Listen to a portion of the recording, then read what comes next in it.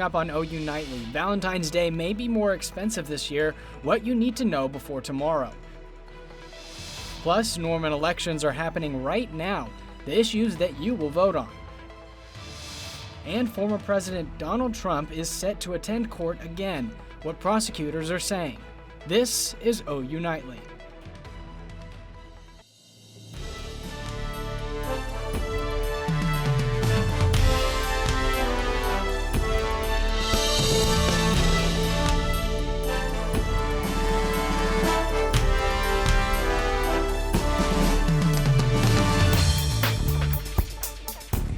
Thanks for watching OU Nightly. I'm Emily Faith. And I'm Noah Mack. Get ready to dig deep this Valentine's Day, especially if you're giving someone chocolate. That's right. That's because major chocolate companies are saying the price to give the sweet treat has gone up. CNN's Ivan Rodriguez tells us what's behind the price hike.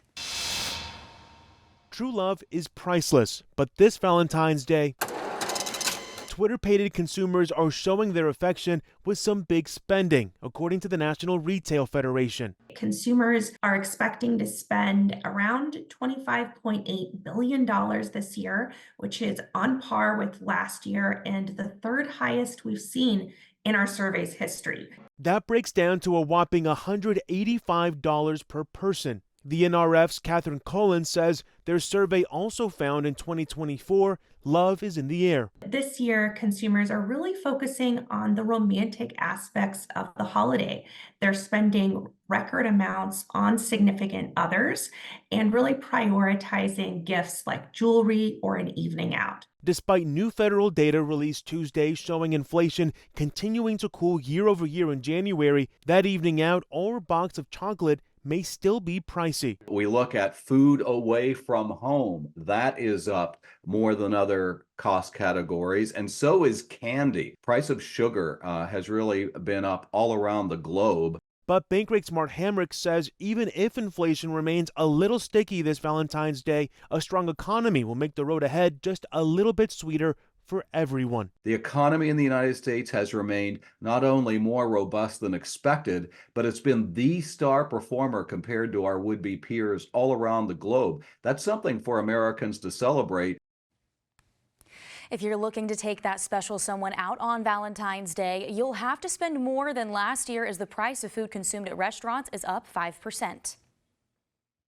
Heads up for Norman voters. If you live in wards 2, 4, 6, or 8, polls are open right now to elect your city council member for the next 2 years.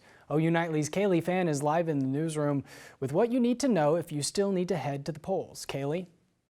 That's right, Noah. Like you said, the polls are open from now until 7 tonight for Norman's even-numbered wards. Here's what you need to know. Each ward has 2 candidates, which you can see here on your screen. The only exception is Ward 2, which has 5 candidates to choose from. This is a municipal election, which means you will only be voting to elect your officials rather than on policies. But each candidate has a platform built on subjects they believe are important to Normanites and OU students, including the following: the new entertainment district proposed for University North Park, the homelessness crisis in Norman, their plans for maintaining and building infrastructure in the city, and their stance on public safety and mental health in Norman. Candidate platforms can be found on their respective websites. And one last reminder, polls are still open, so if you're registered to vote here in Norman, be sure to head to your local polling station. Emily, Noah? Thanks, Kaylee. Well, it's been warm so far this week, so let's see if it stays that way. OU Nightly meteorologist Coy Taylor is in the studio with a first look at the weather. Yes, Noah, Emily, it is absolutely gorgeous outside right now. Here's a live look over our campus cam on the south level right here. We are basking in the sunshine, that's for sure right now, and it's warm all across the region. We're to 60 here in Norman, 63 in Lubbock, and that's going to continue as we head here over the next couple of days. I'm tracking a few 5-star days in our forecast, but we are watching a cold front that's going to bring in a weekend cool down. I'll have those details in my full forecast. That's 13 minutes away. Thank you, Coy. Trump is expected to attend a new New York City hearing Thursday involving hush money payments. Sources say Trump considered attending a different trial, the election interference case in Georgia. But in the New York case, Trump is charged with falsifying business records to commit or conceal another crime. Prosecutors say Trump took part in a cover-up of hush money payments after an alleged affair with adult film actress Stormy Daniels. Trump's advisors say the New York case is more important as it is a criminal case that directly impacts the former president. The death toll continues to rise in the Israel-Hamas war after Israel launched airstrikes. OU Nightly's Brooke Griggs has that and the rest of today's national and international headlines from the News Center. Brooke? Israeli forces launched airstrikes on the city of Rafah in Gaza late Monday night. Over 100 people were killed, including women and children. The planes targeted different areas of the city, hitting 2 mosques and around a dozen homes. Hospitals in Rafah are in chaos as they struggle to keep up with the numbers of injured people. The U.S. Senate voted to pass a $95 billion foreign aid bill to fund Ukraine and Israel. The bill includes support for Ukraine, security assistance in Israel, as well as humanitarian assistance in Gaza. President Biden is now urging the House to move forward with the bill, saying, quote, "We cannot afford to wait any longer." In New York, residents are voting today to decide who should complete the unfinished term of former U.S. Representative George Santos. Santos was expelled from the House in December after he was charged with fraud and money laundering. Former Democratic Representative Tom Suozzi and Republican legislator Mazi Phillip are going head-to-head for the spot. Noah and Emily, back to you. Well, February 14th is not just the day of love, it's also the day of giving books. Wednesday is International Book Giving Day, and the Floating Bookshop is celebrating in Oklahoma City. Bookshop owner Echo Gooch fills us in on the celebration plans. We'll go out to some of the Little Free Libraries and donate some kids' books to the Little Free Libraries. And anybody who comes in, we've got free shop stickers, and you know, we will help you pick out the perfect book for the young person in your life. Anyone wanting to celebrate or get a new book can visit the Floating Bookshop inside Sailor and the Dock in Oklahoma City. Oh, well, I love that. Well, Valentine's Day is tomorrow, and if you don't have a date, well, you could have a dog. Pet of the Week is coming up next. And Oklahomans continue to remember country superstar Toby Keith. More on his legacy when OU Nightly returns.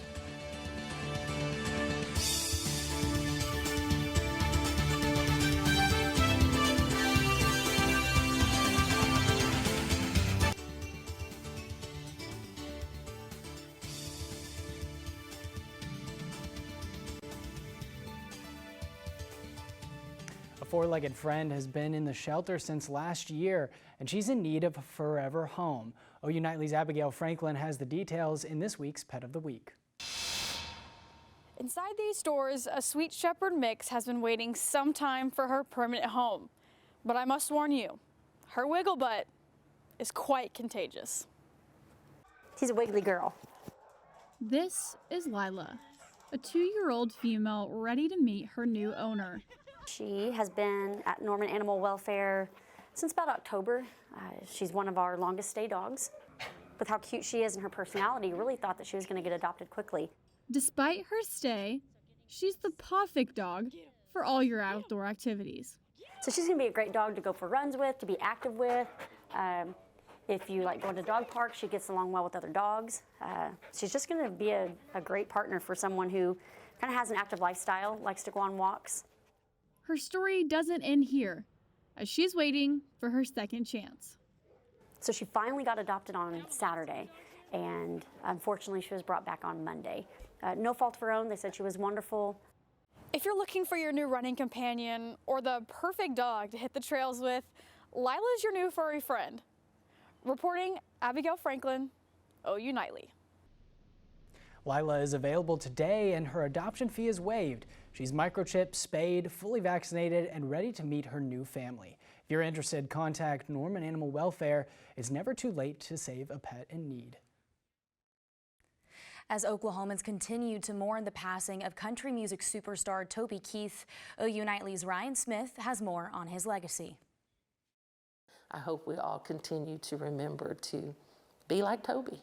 Country music icon Toby Keith has had his fair share of success throughout his decades-long career. But the Oklahoma native never let the fame and fortune change his Oklahoman nature. You don't ever have to wonder what an Okie is thinking. You know, we tell it with our face, we just tell it with our words, but Toby was like that internationally.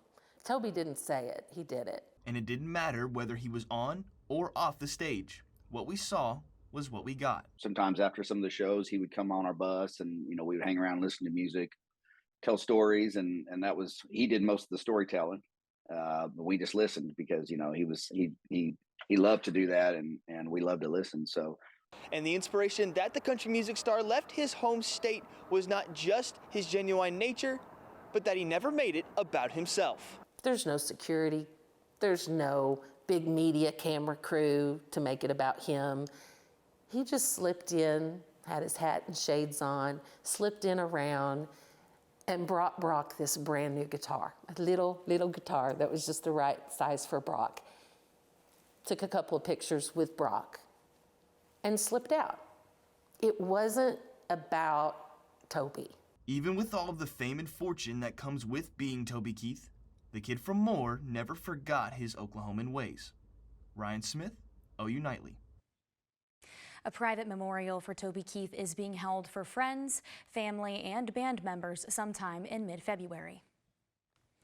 As interest grows in AI, so does the need for more oversight. You may be surprised when you hear who's speaking out on the issue. Coming up. Hey Oklahoma, it's a perfect night to walk the dog, plus we're tracking rain chances for this weekend. My full forecast will detail it all out right after this. Welcome back to this Tuesday edition of OU Nightly. We are tracking warm conditions here over the next couple of days. That's going to kind of be our weather story, that it's not going to be too bad out there. So here's what we're expecting over the next couple of days: 10 to 15 degrees above average for our temperatures as we head throughout this work week. And that's going to continue here over the next couple of days, Wednesday, Thursday into Friday, before we're tracking a cold front that's going to bring in a cooler weekend to the Norman area. That's as we head Saturday into Sunday. We could see temperatures as low as about 10 to 15 degrees below average as we head into this weekend. So here's how it shakes out temperature-wise. We're expecting about 54 degrees, scattered rain chance. Friday, circle that day. It's going to be windy, so you'll want to hang on to your hat out there if you're walking on the South Double. 46, that cooler weather kind of lags in behind our cold front as we head Saturday, and then we're back to near 60 degrees and a south wind as we head Sunday. So let's track out that rain chance. Here's Futurecast, more of a regional view. We pick it up at 6 p.m. on Thursday. We have a few clouds streaming across Oklahoma, but we are dry for our Thursday. Then as we head Thursday night into Friday, that's when that front moves through. We could have a few scattered rain showers in eastern Oklahoma up towards Green Country, down towards Idabel in the southeast, into parts of northwest Arkansas, and that moves into Texas and Louisiana. But I think we remain mostly dry, maybe a spit or sprinkle here in Norman early Friday morning. But we remain mostly dry throughout the day on Friday, and we'll see some sunshine as we head. So here's a live look over the campus cam right now. You can see it is pretty out there, clear blue sky, bluebird conditions. It is currently 61 degrees.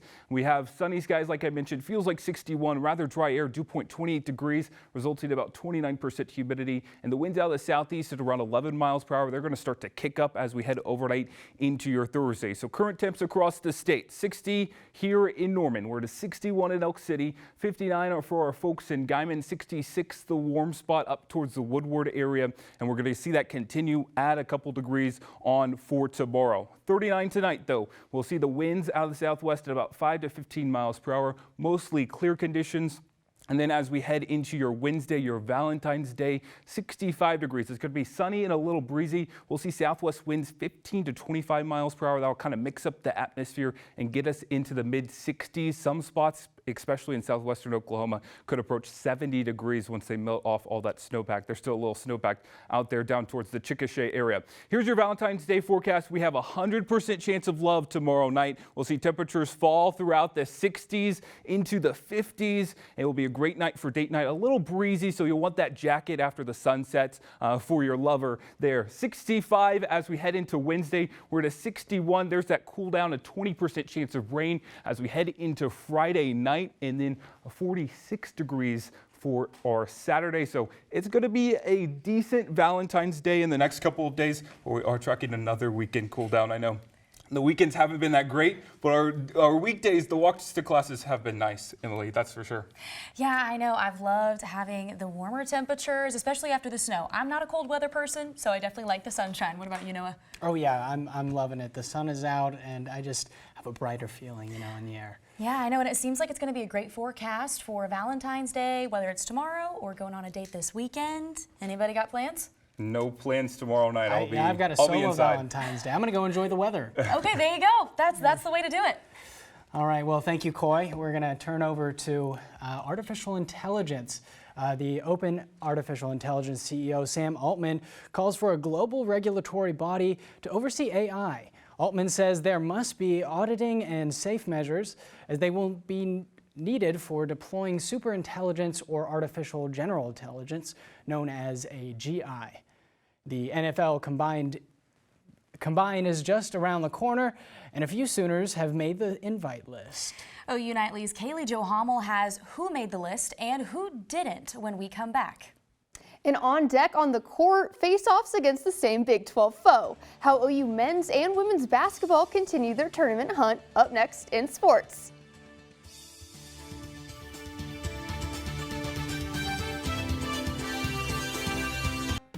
Hello, I'm Kaylee Jo Hommel, and it's time for sports. For 3 former Sooners, draft dreams look less and less like fantasy football. The NFL released its invitees for the 2024 Scouting Combine, with a trio of OU offensive linemen making the cut. Representing the Crimson and Cream are Tyler Guyton, Andrew Rame, and Walter Rouse. After leading the Sooners with 84 receptions and 10 touchdowns this past season, wide receiver Drake Stoops is notably missing from the prospect list. Trading cleats for sneakers, it's a battle on the Brazos for OU men's basketball as they take on Baylor. The Sooners sit at 25 in the AP poll for this top 25 showdown after outriding the Cowboys 66-62. For senior guard Latrey Darthard, building off back-to-back wins is crucial. I feel like this team, we haven't handled winning how we were supposed to. We win one game, we lose one. So stacking the wins is always important, especially in this league. It's looking grisly for OU women's basketball with a clawdown Wednesday against Baylor. The Sooners look to defend their top spot in the Big 12 after storming past the Cyclones. Head coach Jenny Baranczyk hopes her squad isn't slowing down anytime soon. You know, sometimes when you get to the place that you're at, especially in a February, especially today, you're at home and you feel a certain way, you start nitpicking and you stop enjoying. And I think that's one of the things that we did a little bit. Another Sooner squad dominates the conference and their sport altogether. OU softball enters week 2 in the #1 spot, with Kelly Maxwell adding Big 12 Pitcher of the Week to her trophy case. In her debut for Oklahoma versus Duke in Washington, the former Cowgirl spun 7.2 scoreless innings. OU men's golf swings in at 5th in their first tournament of the spring season. 5 Sooners made it out the Puerto Rican rough inside the top 20. OKC looks to cast a spell on Orlando as they travel to the most magical place on earth ahead of the All-Star break. The top 2 picks from the 2022 NBA draft, Chet Holmgren and Paolo Banchero, square off for the first time on the Magic's court. The last time the two met, Shai Gilgeous-Alexander and the Thunder rolled Orlando 112-100. Tip-off is at 6:30 p.m. And keeping it on the court, former Sooner Buddy Hield is showing he's new to the team, but not to the game. The guard scored 24 points to help the Sixers snap the Cavaliers' 9-game win streak, the longest in the league. Final score was 123-121 Philadelphia. Emily, Noah. Thanks, Kaylee. Up next, a horse who loves to rock has gone viral. Catch his dance moves when we come back.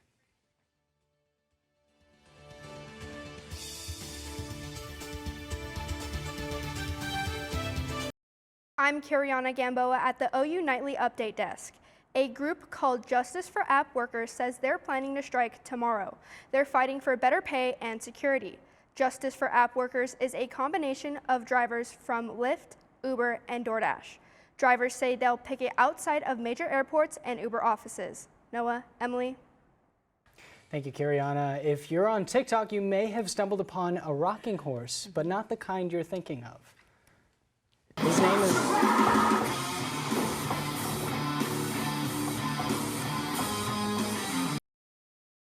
And his favorite band is Slipknot.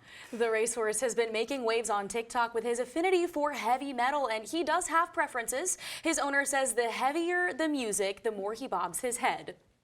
Man, can we get an OU Nightly crew out there and go do a story on this horse, I think that would be really fun. You know, I think that's exactly what we need. We need Pretty in here to do some head bobbing for us. Yeah, let's get him in studio. Absolutely, that would be awesome. yes. In studio interview, I think it'd be great. Yeah. Well, thank you so much for tuning in to OU Nightly tonight. We hope you have a good one. I'm Emily Faith. And I'm Noah Mack. Be sure to tune in at 4:30 tomorrow. Good night.